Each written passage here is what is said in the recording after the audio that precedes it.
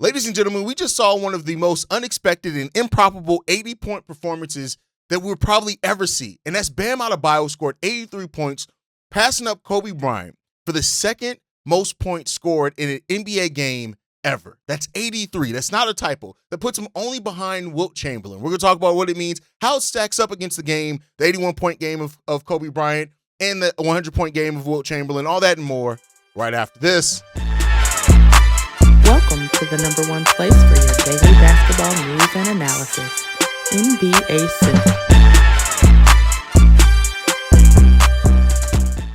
What's going on, basketball fans? Welcome to another episode of NBA Central, your number one spot for everything basketball related. I'm the host there, Haize, but more importantly, you guys can follow the channel at NBA Central Pod on every social media platform we happen to be on. With that said, let's go ahead and get into this content for today, y'all. We got to start off by framing this.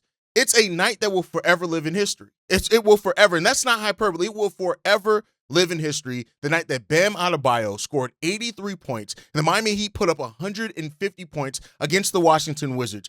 Bam went 20 of 43 from the field, 7 of 22 from three-point range. He had 43 free throw attempts. He made 36 of those with 9 rebounds, 3 assists, 2 steals, 2 blocks, and 5 turnovers in that case. It is a performance for the history books, and it will be in the history books because we will probably never see that happen again. His previous career high, 41 points. That was his previous career high.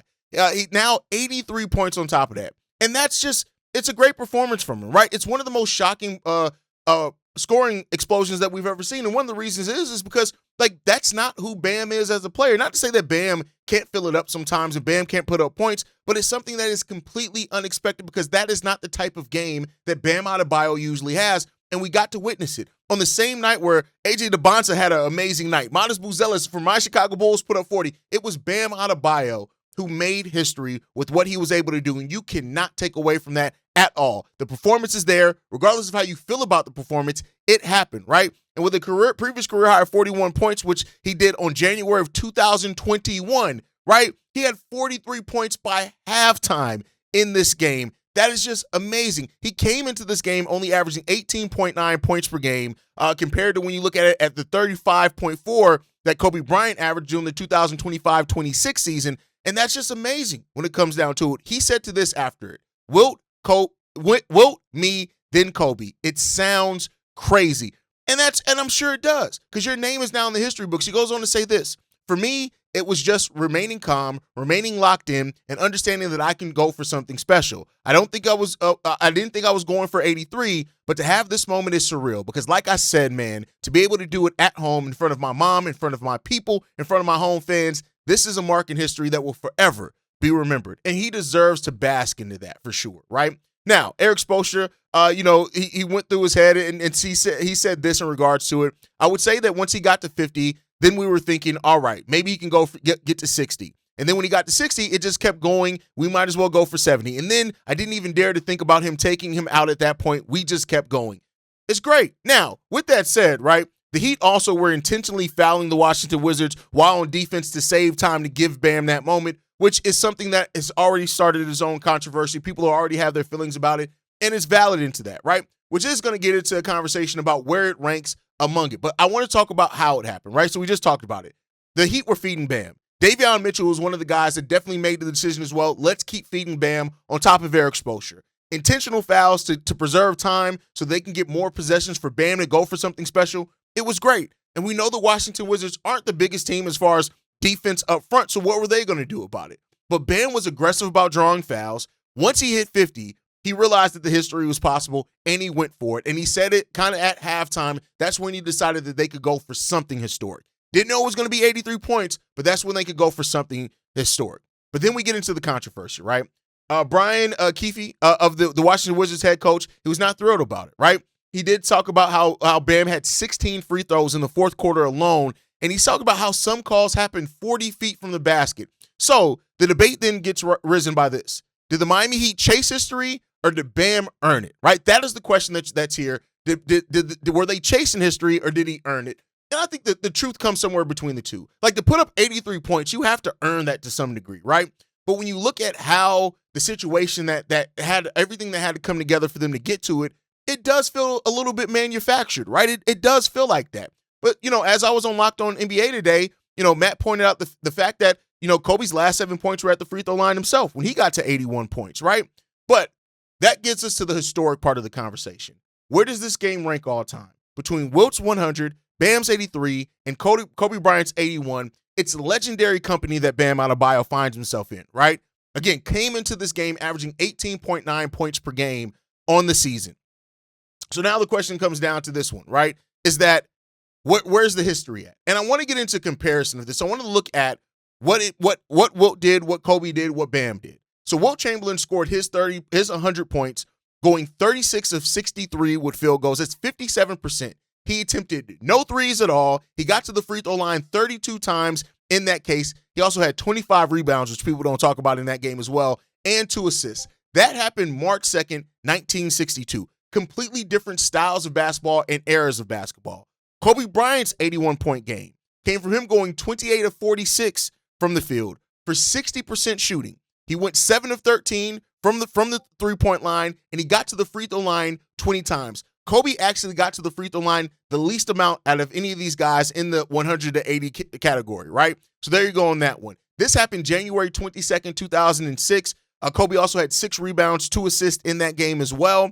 And then you had Bam, 83 points, going 20 of 43, 7 of 22 from the three-point line. He has the lowest field goal shooting percentage of all these players here at 46.5%. Also, he got to the free throw line the most at 43 times as well in that. So when you look at this, how do you measure this when it gets down to it? Wilt had the volume. Kobe had the efficiency. Bam had the free throw dominance. That's where you're looking at with this one. And it's 3 completely different ways to go about it. Wilt played in a different era. Almost everything went through Wilt in that game, and it's there. Not to say that everything didn't go through Kobe and Bam too, but like Kobe's efficiency is ridiculous. For him to be over 60% in a game where he scored 81 points is honestly ridiculous. It would be ridiculous in any game to score, even if it ended up being 30 points, right? Much less 81 points. And Bam, he did it through the free throw dominance, which is there, right? So there is an interesting part of this that you look at and you have to weigh these things all against each other. Where do I sit on it or sit at with it? Because that was a pause. That's crazy. Where do I sit at with it? I mean, Wilt is Wilt's, right? And I didn't get to see Wilt's live. And, that's different. I got to see Kobe's. I got to see Bam's, right? So that's just, it's always a little bit different that it resonates when you got to see it. But Kobe's was different. Like, the what Kobe did in that game and the way that he went about it in that game, the way that the defenders went on him, it was a Raptors team that wasn't great either, but there were some solid defenders out there. Bam's, it does feel a little bit more manufactured. Now, I don't say that to take away from the historical relevance of it. I just do say that it does seem a little bit more manufactured, whereas Kobe seemed like he just went into a zone. Bam, not to say that, he had an amazing scoring quarter, so you can't say that he didn't get into a zone either, but it seems like once that happened, they set out to make history. They tried to force history to happen. Whereas with Kobe, it felt a little bit more natural, right? Again, my personal opinion. I want to hear from you guys. This is a living conversation. I'm not here to say that my opinion is the end all be all on this. I'm just saying that it's something to look at when it comes down to this. So when you look at how Bam stacks up, it's a little bit different to me, right? And the fact of the matter is that it is so improbable because that's not the type of player that Bam is. Not to say that Bam is a bad player. I'm a Bam Adebayo guy. I like Bam Adebayo. I like the way that he plays the game. I like how he goes about it. I like how he's developed as a player over his career as well. But he's just not the same caliber when you look at Kobe, when you look at Wilt. And even though he's had a 40-point game before, right? So, like I said, where I come at with all of it is Kobe's efficiency is something that screams. When you're talking about Bam versus Kobe, Kobe's efficiency in that game is something that separates it for me. And it'd be different if it was more than just a 2-point difference. The efficiency that Kobe Bryant had, it's what makes it different. Bam, the fact that he was so physical, dominant, and is the type of center that you need to where he was just, hey, you're going to have to stop me. Let's get to the free throw line. It's great. It's special. Now, the question that I also want to end on this one with, right, is A, whose game do you have? Where do you have them ranked as far as relevance? Like, we know where it ranks as far as all-time statistics, but which game do you think was the better overall game? But the question I also want to throw to this one is, will we see another 80-point game? When you look at the number of points that are being scored around the NBA, I do think that we do get, like, it used to be that I would think Wilt's record would never be broken. and I still think it'll never be broken. But with the way that we have scoring in the NBA, with the way that defense, unless defense eventually changes, the NBA has talked about, considering bringing back the hand check, things like that. I think that that's something that could stave it off. But I would not be surprised at all to see a game where in the next 5 years, a player scores 85 points, maybe even 90 points. I wouldn't be surprised if that happens with the way that the NBA is going. And that's why some people point to the NBA and their feelings on the NBA and stuff like that. But hey, shout out to Bam Adebayo for making history. That's the first and foremost thing. That young man made history, and he deserves to be in the history books because of the performance that he put up. But if you're just talking about importance and the game and which game was better, which is always subjective, you can give me, I take Kobe in that case. But let me know who you guys think down below. Which game do you feel is the better game from these players that are all going to be in the history books, 1, 2, and 3 now? Crazy to say that Bam is going to rank above Kobe in something. But that's going to do it for today.